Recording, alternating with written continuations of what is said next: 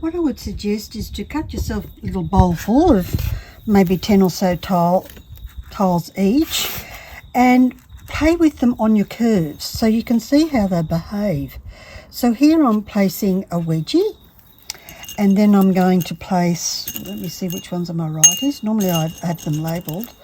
These are lefties. So I like lefties on the left hand side of the wedgie and righties on the right hand side of the wedgie. But you'll work out what works best for you. And then it's just a matter of placing them where you need them to be, or gluing them if you're really into direct methods, where you just put a dab of glue on here or on this one and then stick it. I'm going to show you a really easy way to do this end when we get here. And we follow the curves that we want to.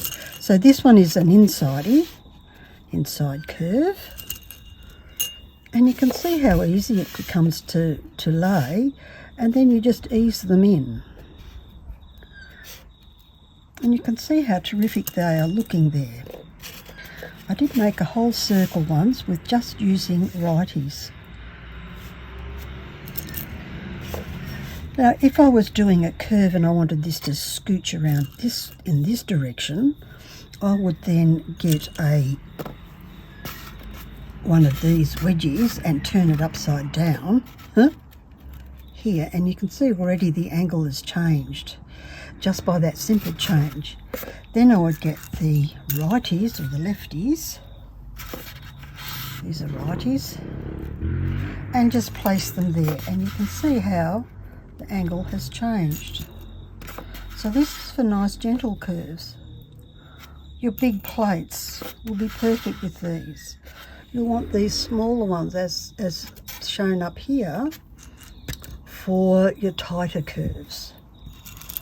Then when you do the next row, what's really important is if you've got lefties on this side, the next line needs to be lefties, otherwise the energy will be all wonky.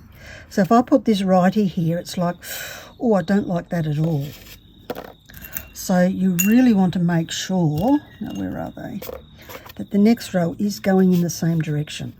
Really important, because your energy flow will get all confused and your brain will go, oh, I don't like that, but it won't know why. And when you do your next row, make sure you're not lining them up in straight lines like that. Avoid that if you can, and just make sure that they don't do little grout rivers.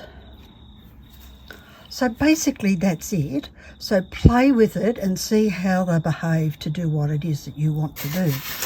The other thing is you can do squares like this, and I think a lot of people know I use lots and lots of darling dots. They are brilliant for to do the circle line, and it's just a matter of gluing them along your guideline. It's fantastic. Love it.